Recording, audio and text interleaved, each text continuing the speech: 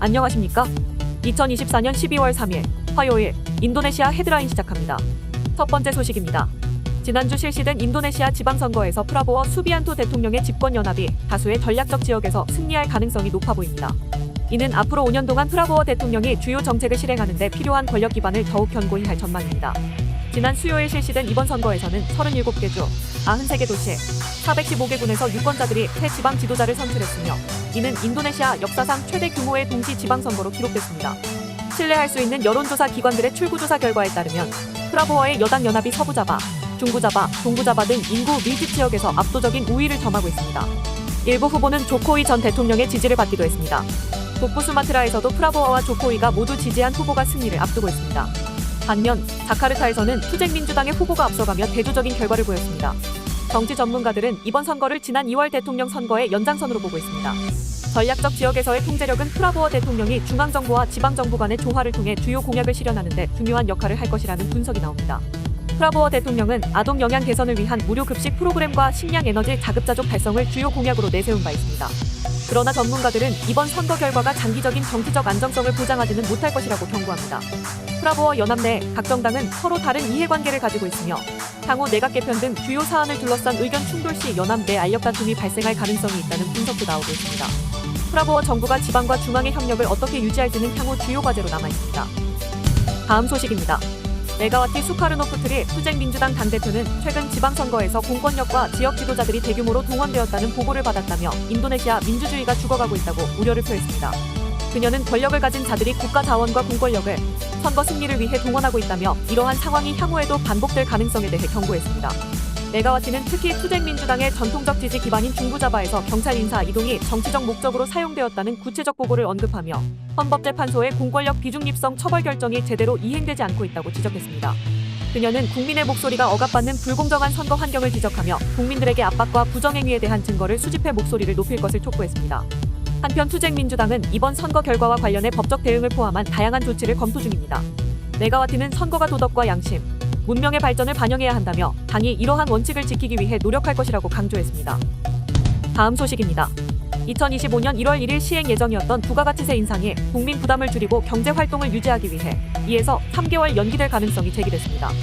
루훗 판자이탄 국가경제위원회 의장은 이번 연기가 거의 확실하다며 최종 결정은 프라보워 수비안토 대통령이 정부 회의에서 내릴 것이라고 밝혔습니다. 루훗 의장은 전기료 지원을 통해 중산층 가구의 부담을 줄이는 방안을 검토 중이라고 설명했습니다. 현금 지원 대신 1200에서 1300와트 이하 전력을 사용하는 가구의 전기 요금을 면제하는 안을 논의 중이라며 이는 재정 낭비와 오용을 방지하기 위한 조치라고 덧붙였습니다. 또한 국가 예산에 충분한 여력이 있다며 지원금의 효율적이고 효과적인 배분을 위해 대통령이 노력 중이라고 강조했습니다.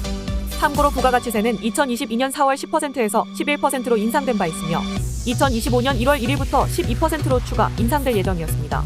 그러나 해당 계획은 국민과 업계, 정치권에서 강한 반발에 부딪혔습니다. 인도네시아 고용주협회의 신탁함다니 회장은 부가가치세 인상이 소비력을 심각하게 압박할 수 있다며 계획을 재검토해야 한다고 주장했습니다. 특히 온라인 플랫폼에서는 반대 여론이 확산되고 있으며 경제 전문가와 정치권의 반발이 계속되면서 세금 인상 연기에 대한 논의는 더욱 본격화될 전망입니다. 다음 소식입니다.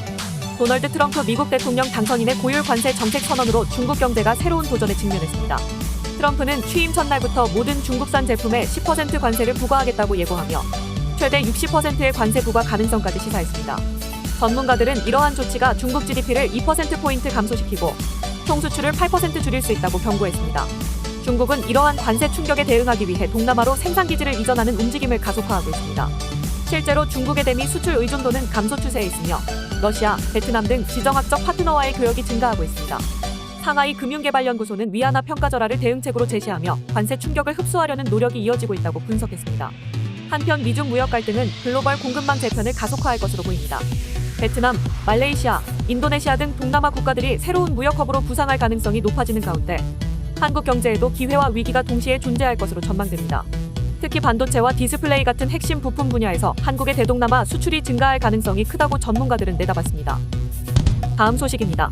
인도네시아 전략국제문제연구소가 발간한 보고서에서 트럼프의 거래 중심 외교와 미국 우선주의가 아세안을 불안정한 상황으로 몰아넣을 수 있다는 분석이 나왔습니다.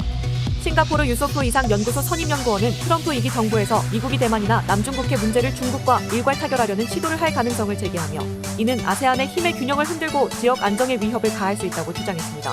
특히 미국이 동맹국들의 더 큰 방위비 부담을 요구하며 아세안에 대한 관심이 줄어들 것이라고 내다봤습니다. 참고로 트럼프 일기 시절 미국은 아세안 정상회의 참석을 소홀히 하고 주아세안 대사를 임명하지 않는 등 다자간 대화에 무관심한 태도를 보였습니다. 이는 트럼프 2기에서도 지속될 가능성이 크다는 전망입니다.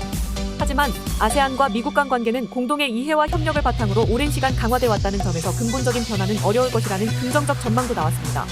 한편 이날 자카르타에서 열린 보고서 발간 기념 세미나에서 이장근 주아세안 한국대표부 대사는 북한 핵 문제와 러시아와의 불법 군사 협력 등 주요 국제 현안에 대해 아세안이 명확하고 단호한 메시지를 낼 것을 촉구하며 아세안의 역할 강화를 강조했습니다. 다음 소식입니다. 인도네시아 정부가 애플의 아이폰 16 판매를 금지하며 애플이 제안한 1억 달러 규모의 투자도 충분하지 않다고 평가했습니다. 아구스 구미왕 인도네시아 산업부 장관은 애플이 일부 부품과 액세서리 생산을 위한 제조 공장을 설립하겠다고 제안했지만 타국의 투자 규모와 비교했을 때 부족하다는 결론을 내렸다고 밝혔습니다. 아구스 장관은 애플이 연간 150만 대를 판매하는 베트남에는 150억 달러를 투자해 제조 시설을 설립한 반면 연간 250만 대를 판매하는 인도네시아에는 앱 개발 교육 시설을 위한 투자액이 1조 5천억 루피아에 불과하다고 지적했습니다. 그는 삼성전자와 샤오미가 각각 8조 루피아와 55조 루피아를 투자해 인도네시아에서 직접 생산하고 있음을 강조하며 애플이 자국에서 아이폰 생산 공장을 설립하는 것이 최우선 과제라고 덧붙였습니다.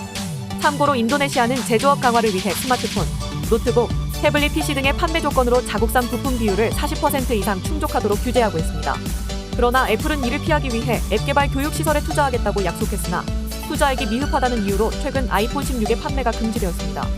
스마트폰 사용량이 3억 5천만 대를 넘어서는 인도네시아는 글로벌 제조사들에게 중요한 시장으로 꼽히며 애플의 현재 시장 점유율은 5위권에 머물러 있습니다. 이에 인도네시아 정부는 애플이 생산 공장 설립 등 더욱 적극적인 투자를 통해 현지 경제에 기여하기를 기대하고 있습니다. 시청해주셔서 감사합니다. 다음 시간에 뵙겠습니다.